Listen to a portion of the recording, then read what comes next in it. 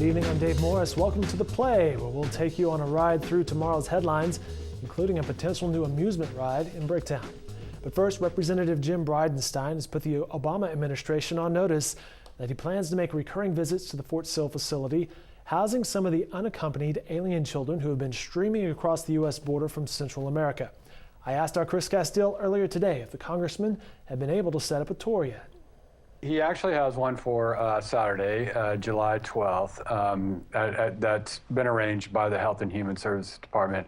But I think what he's worried about is that this is going to be a very controlled tour, where they kind of lead him through. It's like, everything's been, kind of pre-planned, set up. Everybody's in their places.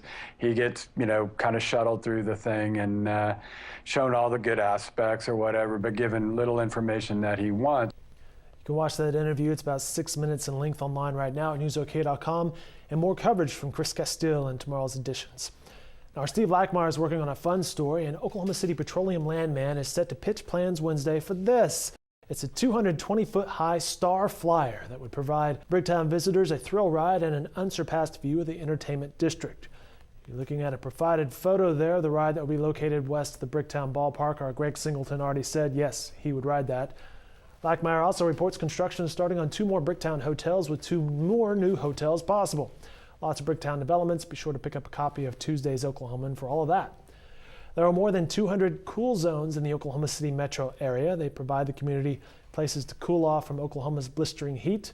When they're in need of air conditioning or other services, here's Ken Garcia with the Red Cross. Cool zones are places for people to go to escape the heat. That's the most basic definition of what a cool zone is. And really what it is it's a place, whether it's a library, a local church, the American Red Cross, it's somewhere where you can go. It's an air-conditioned location, and water will be available for people so that they have somewhere, again, to get out of the heat and rehydrate.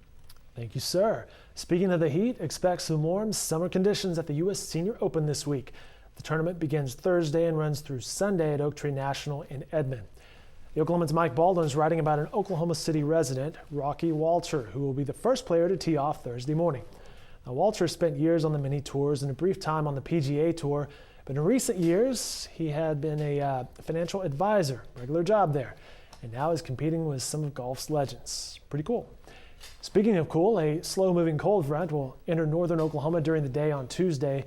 By late afternoon, a few thunderstorms are likely to develop along the front. These storms may persist into the overnight hours as the front slowly moves southward. Initial storms that develop may produce strong wind gusts of 50 miles per hour or better and locally heavy rainfalls. Stay weather aware tomorrow. And you saw next week, it looks like it's going to get hot again. These stories and more in upcoming editions of the Oklahoman and online at newsok.com. Have a great night, everyone.